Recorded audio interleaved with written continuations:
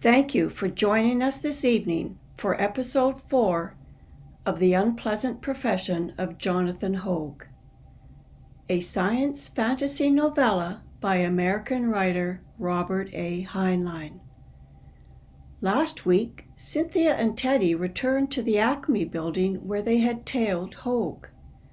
They were dismayed to discover there was no 13th floor and no trace of Detheridge and Company Jewellers. That evening, Teddy found himself standing in his pajamas in the living room of their apartment, facing the mirror that hung near the outer door. His reflection? No, not his reflection, for the image was dressed in clothes appropriate to a man of business. The image spoke to him. Episode 3 concluded with Teddy in his pajamas in the middle of a boardroom table, surrounded by the board members of Detheridge and Company Jewellers on the 13th floor of the Acme building. He is told, "This is a business session and you are the business at hand." Tonight, Teddy is admonished sternly about his involvement with Mr. Hoag. He hears a story so fantastical that he must be in a nightmare. And now we begin episode 4. Before Randall could answer, Stoll shoved a palm in his direction. Don't be hasty, Mr. Randall. Let me explain. Not all of your activities. We do not care how many blondes you plant in hotel rooms to act as complacent correspondents in divorce cases, nor how many wires you tap, nor letters you open. There is only one activity of yours we are concerned with. I refer to Mr. Hoag. He spat out the last word. Randall could feel a stir of uneasiness run through the room. What about Mr. Hoag? There was the stir again. Stoll's face no longer even pretended to smile. Let us refer to him hereafter as your client. It comes to this, Mr. Randall. We have other plans for your client. You must leave him alone. You must forget him. You must never see him again. Randall stared back, uncowed. I've never welched on a client yet. I'll see you in hell first. Stoll shoved out his lips. That is a distinct possibility, I grant you, but one that neither you nor I would care to contemplate, save as a bombastic metaphor. Let us be reasonable. You are a reasonable man, I know, and my confreres and I, we are reasonable creatures too. Instead of trying to coerce or cajole you, I want to tell you a story so that you may understand why. I don't care to listen to any stories. I'm leaving. Are you really? I think not. And you will listen. He pointed a finger at Randall. Randall attempted to reply, found that he could not. This is the damnedest no-pants dream I ever had. Shouldn't eat before going to bed. Knew better. In the beginning, there was the bird. He suddenly covered his face with his hands. All the others gathered around the table did likewise. Randall felt a sudden vision of what those two simple words meant when mouthed by this repulsive fat man. No soft and downy chick, but a bird of prey, strong-winged and rapacious, unwinking eyes, whey-colored and staring, purple wattles, but most especially he saw its feet, bird feet, covered with yellow scales, fleshless and taloned and foul from use, obscene and terrible. Doles uncovered his face. The bird was alone. Its great wings beat the empty depths of space, where there was none to see. But deep within it was the power, and the power was life. It looked to the north when there was no north. It looked to the south when there was no south. East and west it looked, and up and down. Then, out of the nothingness and out of its will, it wove the nest. The nest was broad and deep and strong. In the nest it laid 100 eggs. It stayed on the nest and brooded the eggs, thinking its thoughts for 10,000 years. When the time was ripe, it left the nest and hung it about with lights that the fledglings might see. It watched and waited. From each of the 100 eggs, 100 sons of the bird were hatched, 10,000 strong. Yet so wide and deep was the nest, there was room and to spare for each of them, a kingdom apiece, and each was a king. King over the things that crawl and creep and swim and fly and go on all fours, things that had been born from the crevices of the nest, out of the warmth and the waiting. Wise and cruel was the bird, and wise and cruel were the sons of the bird. For twice 10,000 years they fought and ruled, and the bird was pleased. Then there were some who decided that they were as wise and strong as the bird itself. Out of the stuff of the nest, they created creatures like unto themselves and breathed in their nostrils that they might have sons to serve them and fight for them. But the sons of the sons were not wise and strong and cruel, but weak and soft and stupid. The bird was not pleased. Down it cast its own sons and let them be chained by the softly stupid. Stop fidgeting, Randall. I know this is difficult for your little mind, but for once you really must think about something longer than your nose and wider than your mouth. Believe me. The stupid and the weak could not hold the sons of the bird. Therefore, the bird placed among them here and there others more powerful, more cruel, and more shrewd, who by craft and cruelty and deceit could circumvent the attempts of the sons to break free. Then the bird sat back, well content, and waited for the game to play itself out. The game is being played. Therefore, we cannot permit you to interfere with your client, nor to assist him in any way. You see that, don't you? I don't see a damn thing. Randall was suddenly able to speak. To hell with a bunch of you. This joke has gone far enough. Silly and weak and stupid. Show him, Mr. Phipps.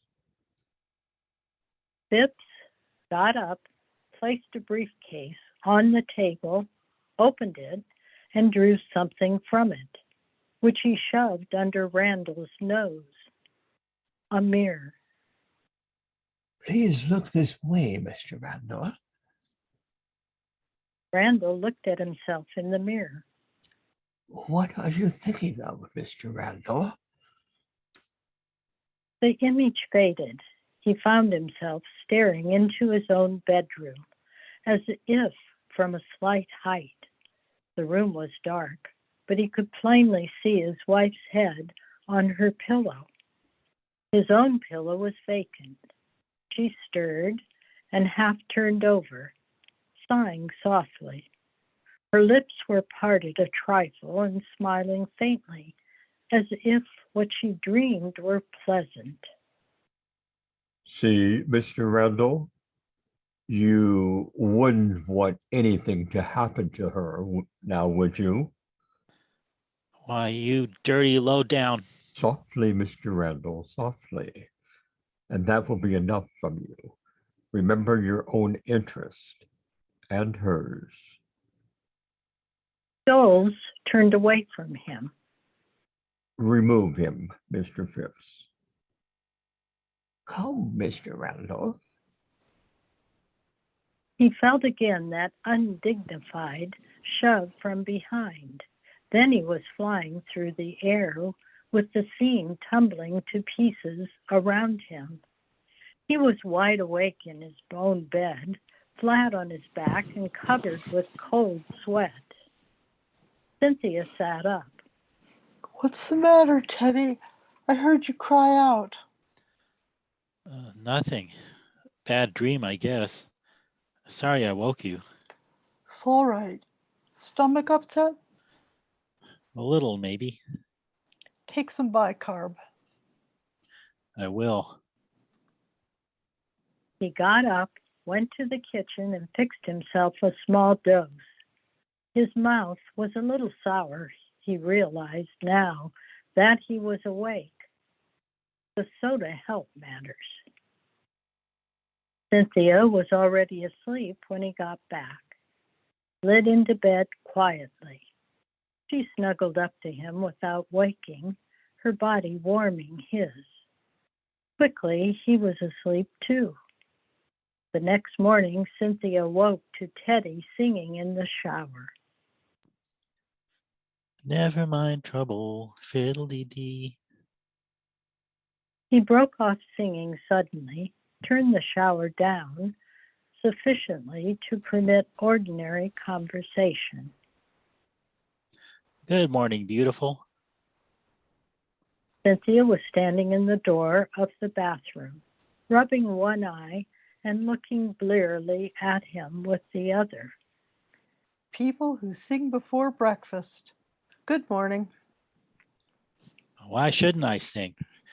It's a beautiful day and I've had a beautiful sleep. I've got a new shower song. Listen. Don't bother. This is a song dedicated to a young man who has announced his intention of going out into the garden to eat worms. Teddy, you're nasty. No, I'm not. Listen. He turned the shower on more fully. You have to have the water running to get the full effect. First verse. I don't think I'll go out in the garden. I'll make the worms come into me.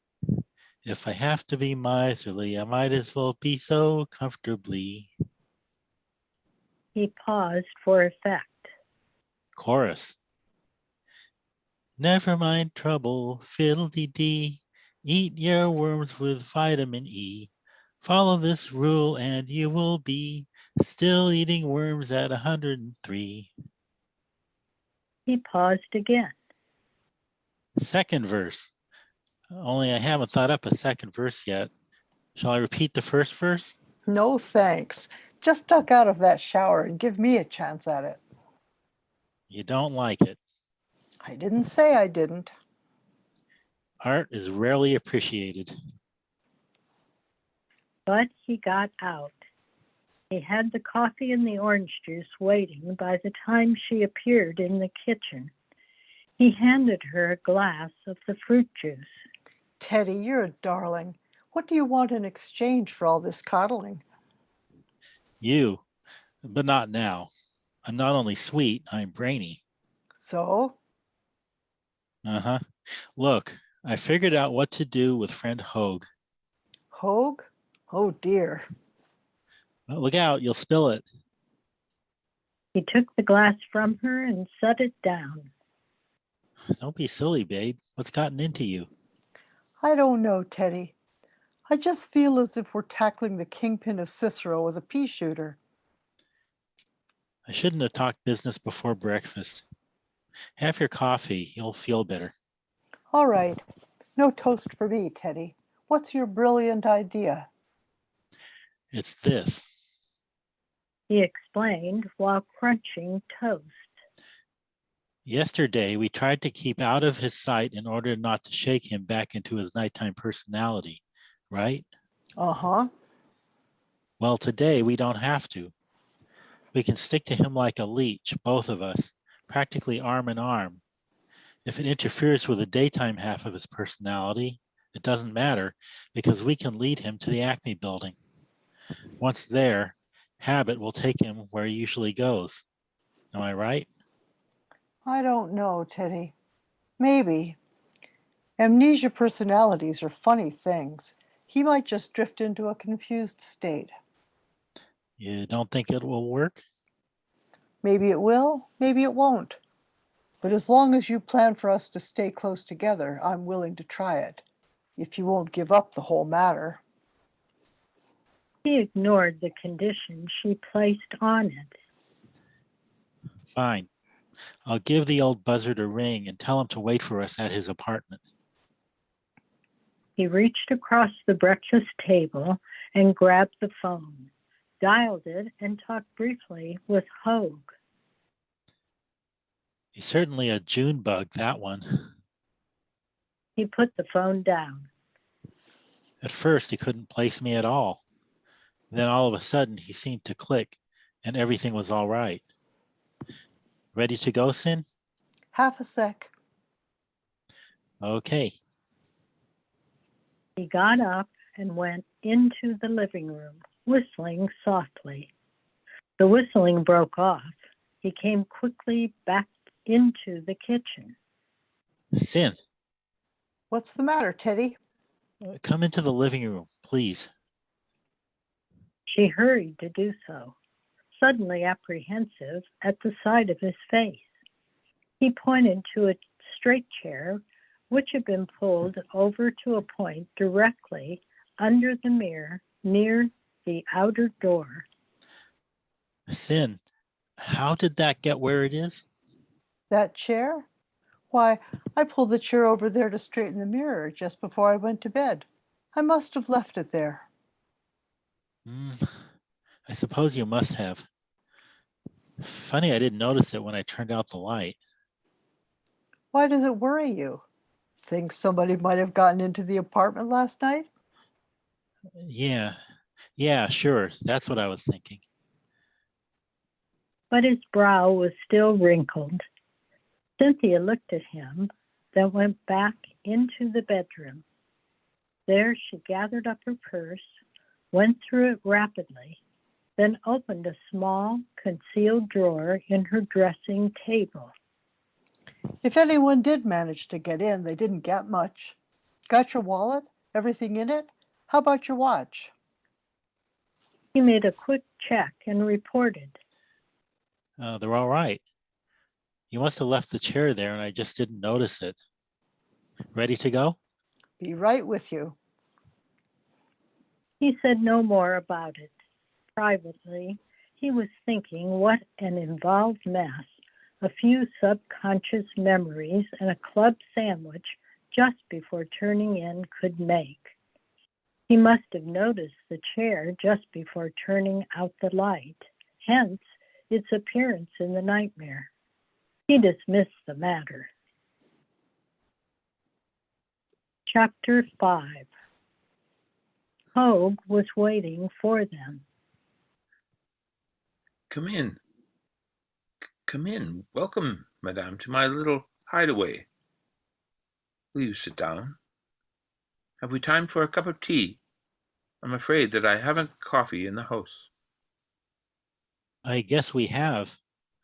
Yesterday you left the house at 8:53 and it's only 8:35 now. I think we ought to leave at the same time. Good. Hoag bustled away, to return at once with the tea service on a tray, which he placed on a table at Cynthia's knees. Will you pour, Mrs. Randall? It's Chinese tea, my own blend. I'd be pleased.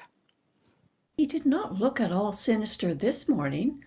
I was forced to admit he was just a fussy little bachelor with worry lines around his eyes, and a most exquisite apartment. His pictures were good, just how good I had not the training to tell, but they looked like originals. There were not too many of them either, I noticed with approval.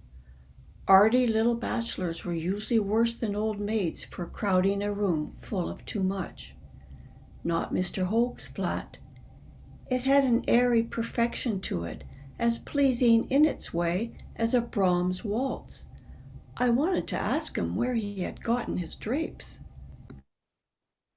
He accepted a cup of tea from her, cradled it in his hand, and sniffed the aroma before sipping from it. He then turned to Randall. I'm afraid, sir, that we are off on a wild goose chase this morning. Perhaps. Why do you think so? Well, you see, I really am at a loss as to what to do next. Your telephone call. I was preparing my morning tea. I don't keep a servant, as usual, when you called. I suppose I am more or less in a brown fog in the early mornings. Absent-minded, just doing the things one does when one gets up, making one's toilet and all that, with one's thoughts elsewhere. When you telephoned, I was quite bemused, and it took me a moment to recall who you were and what business we had with each other. In a way, the conversation cleared my head, made me consciously aware of myself. That is to say, but now... He shrugged helplessly. Now I haven't the slightest idea of what I am to do next. Randall nodded. I had that possibility in mind when I phoned you. I don't claim to be a psychologist, but it seemed possible that your transition from your nighttime self to your daytime self took place as you left your apartment, and that any interruption in your routine might throw you off. Then why? It won't matter. You see, we shadowed you yesterday. We know where you go. You do? Tell me, sir, tell me. Not so fast. We lost track of you at the last minute. What I had in mind is this. We could guide you along the same track right up to the point where we lost track of you yesterday. At that point, I am hoping that your habitual routine will carry you on through, and we will be right at your heels. You say we? Does Mrs. Randall assist you in this? Randall hesitated, realizing that he had been caught out in a slight prevarication. Cynthia moved in and took over the ball. Not ordinarily, Mr. Hoag, but this seemed like an exceptional case. We felt that you would not enjoy having your private affairs looked into by the ordinary run of hired operator, so Mr. Randall has undertaken to attend your case personally, with my help when necessary. Oh, I say, that's awfully kind of you. Not at all. But it is. But, in that case, I wonder if I've paid you enough. Do not the services of the head of the firm come a little higher? Hoag was looking at Cynthia. Randall signaled to her an emphatic yes, which she chose to ignore. What you have already paid, Mr. Hoag, seems sufficient. If additional involvements come up later, we can discuss them then. I suppose so. He paused and pulled at his lower lip. I do appreciate your thoughtfulness in keeping my affairs to yourselves. I shouldn't like... He turned suddenly to Randall. Tell me, what would your attitude be if it should develop that my daytime life is scandalous? The words seemed to hurt him. I can keep scandal to myself. Suppose it were worse than that. Suppose it were criminal, beastly. Randall stopped to choose his words. I am licensed by the state of Illinois. Under that license, I am obliged to regard myself as a special police officer in a limited sense. I certainly could not cover up any major felony, but it's not my business to turn clients in for any ordinary peccadillo. I can assure you that it would have to be something pretty serious for me to be willing to turn over a client to the police. But you can't assure me that you would not do so? No. Hoag sighed. I suppose I'll just have to trust to your good judgment. He held up his right hand and looked at its nails. No, I can't risk it. Mr. Randall, suppose you did find something you did not approve of. Couldn't you just call me up and tell me that you were dropping the case? No. He covered his eyes and did not answer at once. When he did, his voice was barely audible. You've found nothing yet? Randall shook his head. Then perhaps it is wiser to drop the matter now. Some things are better never known. His evident distress and helplessness, combined with the favorable impression his apartment had made on her, aroused in Cynthia a sympathy which she would have thought impossible the evening before. She leaned toward him. Why should you be so distressed, Mr. Hoag? You have no reason to think that you've done anything to be afraid of, have you? No, nothing really. Nothing but an overpowering apprehension. But why? Mrs. Randall, have you ever heard a noise behind you and been afraid to look around? Have you ever wakened in the night and kept your eyes tightly shut rather than find out what it was that had startled you? Some evils reach their full effect only when acknowledged and faced. I don't dare face this one. I thought that I did, but I was mistaken. Come now. Facts are never as bad as our fears. Why do you say so? Why shouldn't they be much worse? Why, because they just aren't.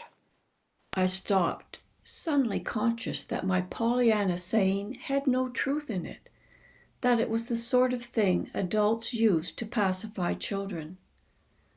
I thought of my own mother, who had gone to the hospital, fearing an appendectomy, which her friends and loving family privately diagnosed as hypochondria. There to die of cancer. No, the facts were frequently worse than our most nervous fears. Still, I could not agree with him. Suppose we look at it in the worst possible light. Suppose you have been doing something criminal while in your memory lapses. No court in the state would hold you legally responsible for your actions. He looked at her wildly. No, perhaps they would not. But you know what they would do? You do, don't you? Have you any idea what they do with the criminally insane? I certainly do. They receive the same treatment as any other psycho patient. They aren't discriminated against. I know. I've been done field work at the state hospital. Suppose you have. You looked at it from the outside. Have you any idea what it feels like from the inside? Have you ever been placed in a wet pack? Have you ever had a guard put you to bed or force you to eat? Do you know what it's like to have a key turned in a lock every time you make a move? Never to have any privacy, no matter how much you need it? Got up and began to pace. But that isn't the worst of it. It's the other patients. Do you imagine that a man, simply because his own mind is playing him tricks, doesn't recognize insanity in others? Some of them drool, and some of them have habits too beastly to tell of. And they talk. Can you imagine lying in a bed with the sheet bound down and a thing in the next bed that keeps repeating, "The little bird flew up and then flew away. The little bird flew up and then flew away. The little bird flew up and then flew away." Mr. Hoag, Randall stood up and took him by the arm. Mr. Hoag, control yourself. That's no way to behave. Hoag stopped, looking bewildered. He looked from one face to the other, and an expression of shame came over him. I'm sorry, Mrs. Randall. I quite forgot myself. I'm not myself today. All this worry. It's all right, Mr. Hoag. Her earlier revulsion had returned. It's not entirely all right. I think the time has come to get a number of things cleared up. There has been entirely too much going on that I don't understand, and I think it is up to you, Mr. Hoag, to give me a few plain answers. The little man seemed honestly at loss. I surely will, Mr. Randall, if there is anything I can answer. Do you feel that I have not been frank with you? I certainly do. First, when were you in a hospital for the criminally insane? Why, I never was. At least, I don't think I ever was. I don't remember being in one. Then why all this hysterical balderdash you have been spouting the past 5 minutes? Were you just making it up? Oh no, that referred to St. George Rest Home. It had nothing to do with such a hospital. St. George Rest Home, eh? We'll come back to that. Mr. Hoag, tell me what happened yesterday. Yesterday? During the day? But, Mr. Randall, you know I can't tell you what happened during the day. I think you can. There has been some damnable skullduggery going on, and you're the center of it. When you stopped me in front of the Acme building, what did you say to me? The Acme building? I know nothing of the Acme building. Was I there? You're damned right you were there, and you pulled some sort of a shenanigan on me, drugged me or doped me or something. Why? Hoag looked from Randall's implacable face to that of his wife, but her face was impassive. She was having none of it. He turned hopelessly back to Randall.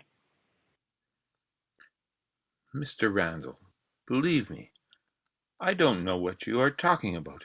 I may have been at the Acme building. If I were, and if I did anything to you, I know nothing of it. His words were so grave, so solemnly sincere in their sound that Randall was unsettled in his own conviction. And yet, damn it, somebody had led him up an alley. He shifted his approach.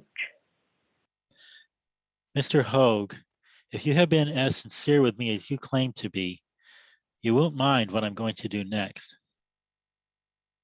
He drew from the inner pocket of his coat a silver cigarette case, opened it, and polished the mirror-like inner surface of the cover with his handkerchief. Now, Mr. Hoag, if you please.